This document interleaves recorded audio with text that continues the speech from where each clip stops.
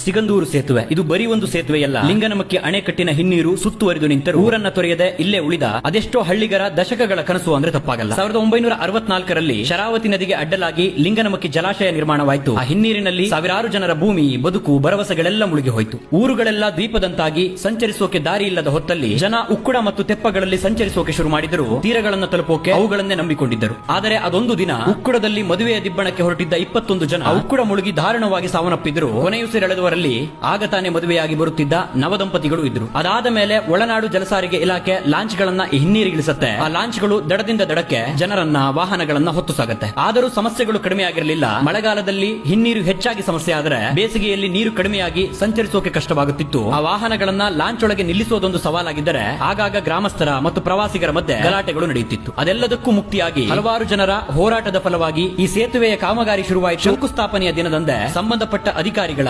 ರಾಜಕೀಯ ನಾಯಕರುಗಳ ಜೊತೆಗೆ ಹಗಲಿರುಳು ದುಡಿದ ಕಾರ್ಮಿಕರ ಶ್ರಮದಿಂದ 2.4 ಕಿಲೋಮೀಟರ್ನ ಕೇಬಲ್ ತಂತ್ರಜ್ಞಾನ ಹೊಂದಿರೋ ಈ ಸಿಗಂದೂರು ಸೇತುವೆ ತಲೆ ಎತ್ತಿ ನಿಂತಿದೆ. 470 ಕೋಟಿ ರು ಹಣವನ್ನ ಈ ಸೇತುವೆಯ ನಿರ್ಮಾಣಕ್ಕೆ ಬಳಸಲಾಗಿದೆ ಅಂತ ಹೇಳಲಾಗುತ್ತೆ. ಭಾರತದ 2ನೇ ಅತಿ ಉದ್ದದ ಕೇಬಲ್ ಸೇತುವೆ ಅನ್ನೋ ಹೆಗ್ಗಳಿಕೆಗೂ ಈ ಸಿಗಂದೂರು ಸೇತುವೆ ಪಾತ್ರವಾಗುತ್ತೆ. ಇಲ್ಲಿದ್ದ ಲಾಂಚ್ ಗಳಲ್ಲಿ ನಾನು ಸಾಗಿ ಹೋಗುವಾಗ ಆ ಜನರ ಪ್ರಯಾಣದ ಕಷ್ಟಗಳನ್ನು ನೋಡುವಾಗ ಪಕ್ಕದಲ್ಲೇ ನಿರ್ಮಾಣದ ಹಂತದಲ್ಲಿದ್ದ ಈ ಸೇತುವೆ ಎಲ್ಲವೂ ಸರಿ ಹೋಗುತ್ತೆ ಅನ್ನೋ ನಂಬಿಕೆಯನ್ನ ಕೊಟ್ಟಿತ್ತು. ಅದರಂತೆ ಅದೆಷ್ಟೋ ಜನರ ಬದುಕಿನ ಆಶಾಕಿರಣವಾಗಿ ನಿರ್ಮಾಣವಾದ ಈ ಸೇತುವೆಯ ಕಡೆಗೆ ಇಂದು ನನ್ನ ಪ್ರಯಾಣ ಬಂದು ತಲುಪಿತ್ತು. ಸದೃಢವಾದ ಈ ಸಿಗಂದೂರು ಸೇತುವೆ ಇದು ಬರೀ ಒಂದು ಸೇತುವೆ